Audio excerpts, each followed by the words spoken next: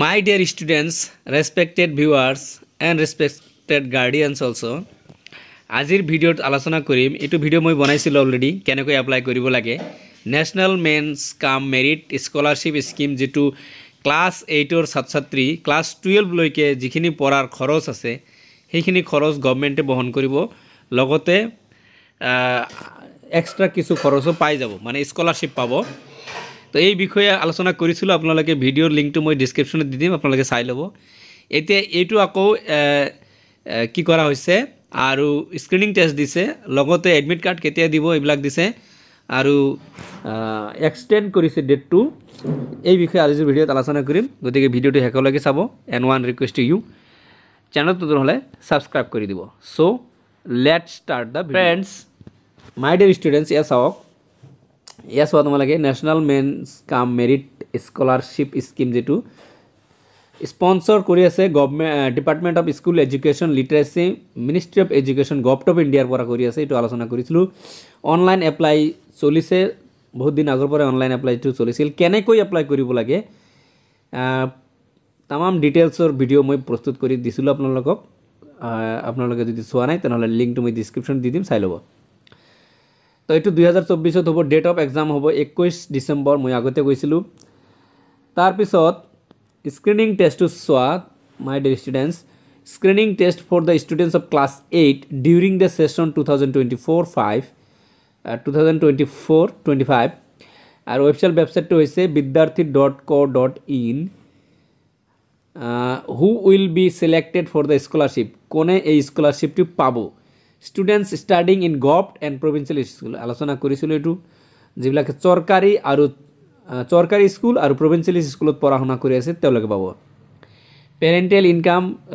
rupees up to rupees 3.5 lakhs মানে তোমাৰ মা দেউতাকৰ ইনকাম 3.5 লাখ লৈকে হ'ব পাৰিব তাৰ ওপৰত হলে নাপাবা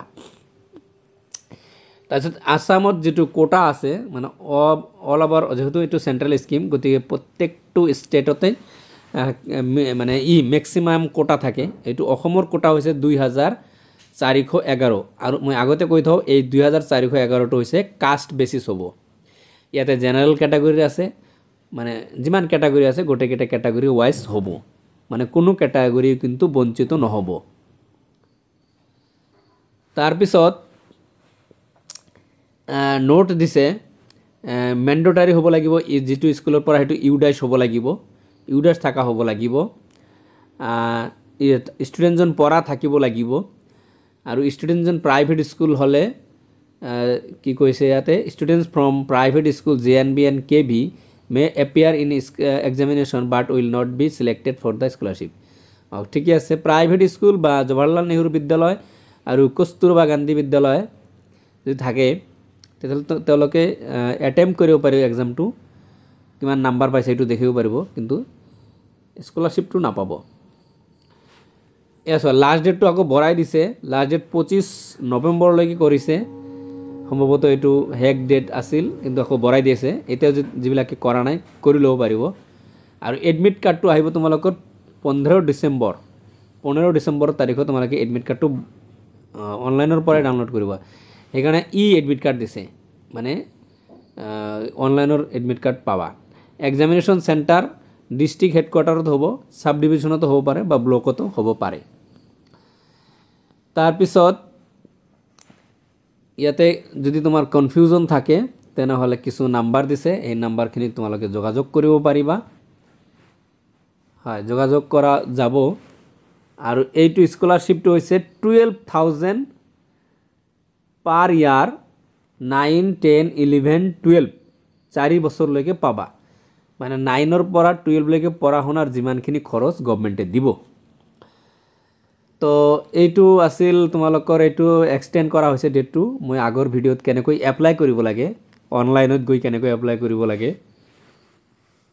হাউ টু এপ্লাই কেনেকৈ এপ্লাই কৰিব লাগিব হোল প্ৰসেস গোটেইখিনি সম্পূৰ্ণ প্ৰসেস মই আলোচনা কৰিছো যদি এতিয়ালৈকে কোনোবা এপ্লাই কৰা নাই বা খবৰটো পোৱা নাই এই ভিডিও চাই তোমালোকেও সেই ভিডিওটো চাই তোমালোকে এপ্লাই কৰিব পাৰিবা সো ভিডিওটো চোৱাৰ কাৰণে ধন্যবাদ থাকিল আৰু ভিডিওটো তোমালোকৰ ভাল লাগিছে লাইক কৰি দিবা শেয়াৰ কৰি দিবা চেনেলটো নহলে সাবস্ক্ৰাইব কৰি দিবা আজিৰ ভিডিওৰ পৰা বিদায় লৈছো